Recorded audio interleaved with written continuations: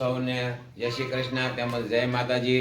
અમે કરમંજાથી 3 થી 4 કિલોમીટર જેટલું અંદર ડુંગરાની માલિકા ઠાકોર ભગવાનનું મંદિર છે, ત્યાં અમે બધા દર્શન માટે આવ્યા છીએ। ભગવાન ઠાકોરના દર્શન પણ આપ સૌને કરશું।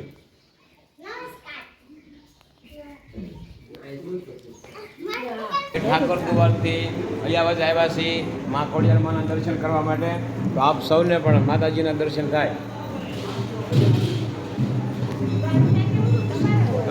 હવે આપણે સૌએ મા ખોડિયારમાંના દર્શન કર્યા છે, પણ સાથોસાથ પઠાપીર બાપાના પણ બધાને દર્શન કરાવવાના છે। જય પઠાપીર બાપા।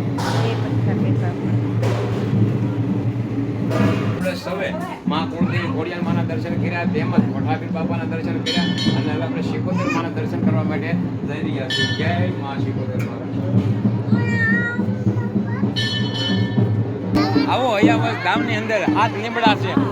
આ પહેલો લીમડો છે અયાવજ ધામનો, બીજો લીમડો, આ ત્રીજો લીમડો, આ ચોથો લીમડો, આ પાંચમો, આ છઠ્ઠો અને આ સાતમો। 7મા લીમડાની એક ડાળ મીઠી છે। સવારના દી ઉજ્યા પહેલા દર્શન કરો તો માતાજીના દર્શન કરો, લીમડાની ડાળ શાખો એટલે તમને મીઠી લાગશે, દી ઉજ્યા પહેલા પછી કડવી લાગશે। કઈ ડાળ આ દેખાય? અહીંયા આવો કયો 7 લીમડામાં આ એક ડાળ મીઠી।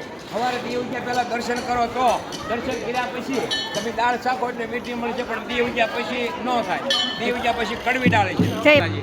અયાવજથી આપણે જેસર રોડે આવો એટલે 3 થી 4 કિલોમીટર ગંગા સતી પાનબાઈનો આશ્રમ છે, અને આપ સૌને દર્શન પણ કરાવીએ।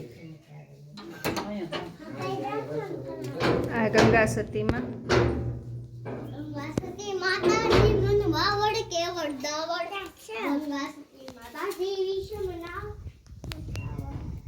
વીજળીના ચમકારે મોતીડા પોરવે રે પાનબાઈ।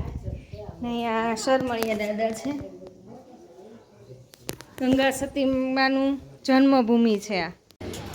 અમે આવ્યા છીએ બગદાણે બજરંગદાસ બાપાના દર્શન કરવા માટે, આપ સૌ પણ દર્શન કરો। જય બાપા સીતારામ।